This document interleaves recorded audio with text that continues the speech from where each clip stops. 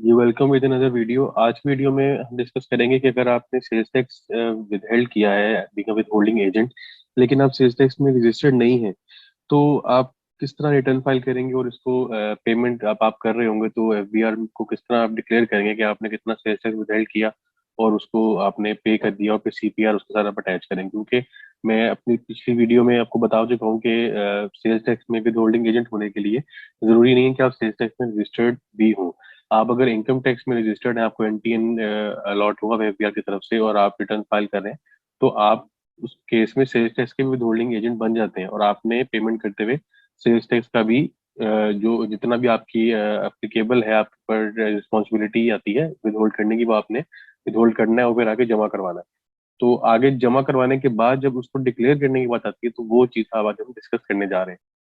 तो उसके लिए सेल्स टैक्स रूल्स हैं, उसका विद होल्डिंग एजेंट की जो रिस्पॉन्सिबिलिटी का चैप्टर है उसके अंदर एक सब रूल 6 है, जिसको मैंने येलो हाईलाइट किया है, उसके पैराग्राफ 2 और पैराग्राफ 3 को, जिसके अंदर लिखा हुआ है कि अगर आप विद होल्डिंग एजेंट हैं लेकिन सेल्स टैक्स में या फेडरल एक्साइज ड्यूटी का जो भी उसका एक्ट है उसके अंदर रजिस्टर्ड नहीं है, लेकिन आपको इनकम टैक्स के अंदर रजिस्ट्रेशन नंबर या एनटीएन जो है आपको मिला हुआ है और आप प्रॉपर रिटर्न फाइलिंग है और आप सब चीजें आपकी कंप्लायंस पूरी है, तो उस केस में आपने सेल्स टैक्स का भी विद होल्डिंग एजेंट की जो रिटर्न है वो फाइल करनी है और आपने उसको पे करना है एफबीआर को थ्रू इलेक्ट्रॉनिक या जो भी आप मोड प्रेफर करते हैं। पहले इसका मैनुअल रिटर्न फाइलिंग होती थी, STR 28 इसका फॉर्म है। अभी इसकी इलेक्ट्रॉनिक फाइलिंग होती है और साथ पेमेंट भी जो है वो थ्रू इलेक्ट्रॉनिक EADC जो पेमेंट मोड है उसके थ्रू होती है। और अभी हम जाके एफबीआर के पोर्टल पे देखेंगे कि उसको रिटर्न फाइल किस तरह करनी है। तो मैंने आपको रेफरेंस दिया कि सेल्स टैक्स के रूल्स में लिखा हुआ है कि बीइंग अ विदहोल्डिंग एजेंट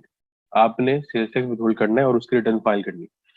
तो coming back to the portal, ये आपने जब लॉगिन किया है तो आपको ये मेन स्क्रीन सामने नजर आती है। ऊपर जो टैब्स हैं उसमें आप विद होल्डिंग और एडवांस टिप्स की टैब आपको नजर आ रही होगी। इस पे आप क्लिक करेंगे तो फर्स्ट कॉलम में आपके पास स्टेटमेंट जो फॉर्म्स हैं, इसमें लास्ट में आपको sales tax withholding agent नजर आ रहा है। इस पे आपने क्लिक कर देना। बेसिकली एक रिटर्न है स्टेटमेंट फॉर्म में, तो आपने पीरियड सेलेक्ट करना है जिसकी आप रिटर्न फाइल करना चाह रहे हैं। 2022 हमारा टैक्स ईयर है और लेटेस्ट मंथ जो एंड हुआ है वो है 1 अप्रैल से 30 अप्रैल। मैं इस पर सेलेक्ट कर दूंगा। मेरे पास आगे ये सिंपल एक फॉर्म ओपन हो गया जिसका पहला जो टैब है वो डेटा का है। इसमें सेल्स टैक्स है, सेल्स टैक्स डेबिट, पेएबल और हेड वाइज पेएबल। पेएबल के अंदर मुझे बता रहा है कि मैंने टोटल टैक्स कितना पे करना है और हेड वाइज में बता देगा कि मैंने गुड्स और सर्विसेज के अंदर वो बाइफरकेट करके मुझे बता रहा है कि मैंने जो टैक्स विथहोल्ड किया है, जिसको मैंने पेमेंट की है, उसकी कैटेगरी गुड्स और सर्विसेज की किस दोनों कैटेगरीज में फॉल करती है। नेक्स्ट उसकी जो टैब है वो स्टेटमेंट और रिकॉर्ड, इसके अंदर वो डिटेल आगे बता रहा है जो आपने यहाँ पे इनवॉइसेस लोड करनी है। इस फॉर्म पे आप मैनुअल एंट्री कोई नहीं कर सकते, आपने सिंपल लोड इनवॉइस पे क्लिक करना है। लोड इनवॉइस क्लिक करने के लिए आपको पहले इनवॉइस लेजर में जो आपका इनवॉइस मैनेजमेंट है उसके अंदर जाके अपनी इनवॉइस विद की ऐड करनी है। वहां सेव करके उसको यहाँ लोड करेंगे तो आपका यहाँ पे डाटा सारा लिंक हो जाएगा। उसको फिर आप वेरीफाई करके अपने एंड पे उसकी रिटर्न जो भी स्टेटमेंट है वो आप फाइल कर देंगे। तो लोड इनवॉइसेस करने से पहले आपने जो इनवॉइस लेजर में डाटा एंटर करना है सेल्स विद का, उसको देख लेते हैं।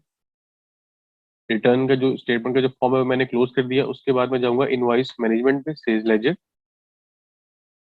जी, तो इनवॉइस मैनेजमेंट का जो लेजर है उसको आप ओपन करेंगे तो आपके पास दो ऑप्शंस आ रही हैं कि आप या तो मैनुअली एक एक करके इनवॉइस ऐड कर सकते हैं by clicking on this add invoice button, या फिर अगर आपका बल्क इनवॉइसेस हैं तो आप इस बटन पे क्लिक करके एक्सेल फाइल डाउनलोड हो जाएगी, तो आप उसके अंदर बल्क डाटा अपलोड कर सकते हैं। मैं ऑलरेडी इस टॉपिक के ऊपर एक अलग से वीडियो बना चुका हूँ कि अगर आप सेल्स टैक्स विद की इनवॉइस ऐड करना चाह रहे हैं तो आपके दोनों तरीकों से आप मैनुअली किस तरह फॉर्म इनवॉइस ऐड कर सकते हैं और थ्रू एक्सेल फाइल किस तरह ऐड कर सकते हैं। यहाँ मैं उसके बारे में डिटेल में नहीं जाऊँगा।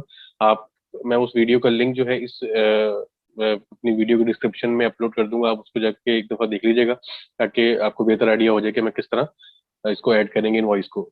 इनवॉइस जब आप उसको ऐड कर लेंगे सेल्स विद हेल्प की, तो आपने इनवॉइस जो लेजर है, जो मैनेजमेंट टैब है, इसको बंद कर देनी है और दोबारा वापस जाना है आपने अपनी रिटर्न पे जो आप विद होल्डिंग एजेंट की रिटर्न फाइल कर रहे हैं।